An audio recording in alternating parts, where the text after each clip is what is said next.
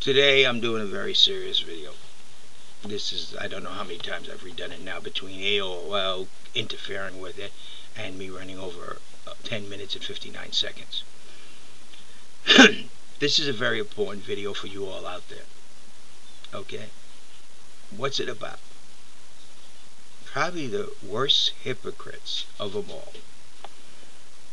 Back in the late 60s, early 70s, well, late 60s, because I joined the Navy in 1968, I used to go to these quote-unquote peace rallies. Well, I truly believed in peace. And I did join the Navy, though I did not agree with the Vietnam War. But I believed in the Constitution, and I believed in our government. I've chosen certain paths, which I don't know why they build up.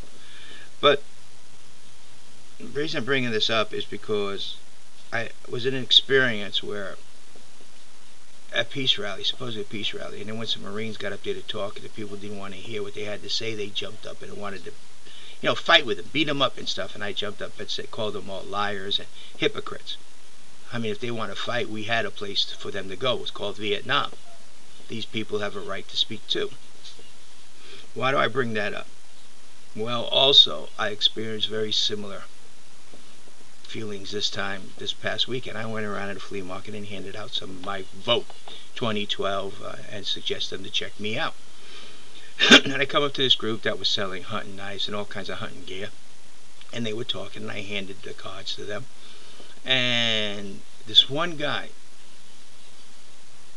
told us why he don't vote, how crooked all politicians are and all this stuff. And I said, well, this guy isn't crooked. This guy doesn't steal. This guy isn't a liar. He said, oh, politicians. I don't know this guy personally, but I know he's a liar. He's crooked because he's running for president. Well, you people know out there I don't lie. And I kept telling him that I know this guy's not a liar. And he's saying, no, he is, because a politician is a liar. The only way to straighten out this country is through a revolution. He's right, but there's two ways to do a revolution. And I wish to try the first way first. We have taken the first steps with the 2010 election. So he went on about how crooked the guy is. I finally said, look, I positively know this guy does not steal and money doesn't interest him. And I said, well, how do you know that? He's running for... I said, because it's me. And he still were pronouncing how crooked politicians were. He said, maybe this guy, but they all are. They're not worth, and I'm not going to vote.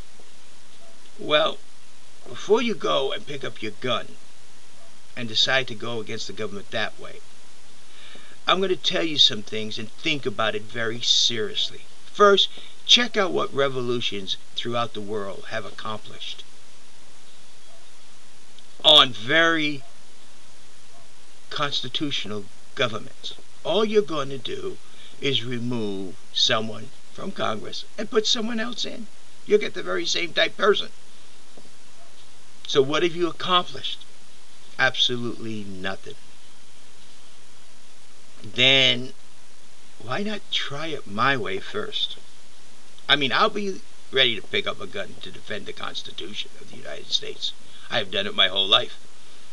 But before I do that, I will use the Constitution. Our forefathers knew this would happen and gave us the tools to stop it. Now, you out there who say, I don't vote because my vote don't count and it never would make a difference. Yeah, well, you don't vote, so yeah, your vote don't count. It doesn't make a difference. When you sit there and say, I don't vote, I won't vote, yeah, your vote makes no difference because you don't vote. Now, I will also tell you, you are half right that your vote doesn't make a difference alone. It doesn't. If everybody who don't vote go in and write your name in on every position, it won't make no difference at all. Nope. Won't change anything. But if you all get together, check out your candidates, see what they have to offer, and don't let the TV or the news decide who you shall vote for, then your vote will make a difference.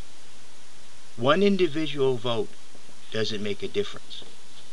Two together means something. A bunch together makes the difference. That's what makes the difference. So you're half right. Your individual vote don't make a difference.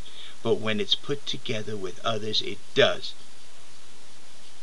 This old saying that the president is selected, not elected, it's only because you out there allow it to happen.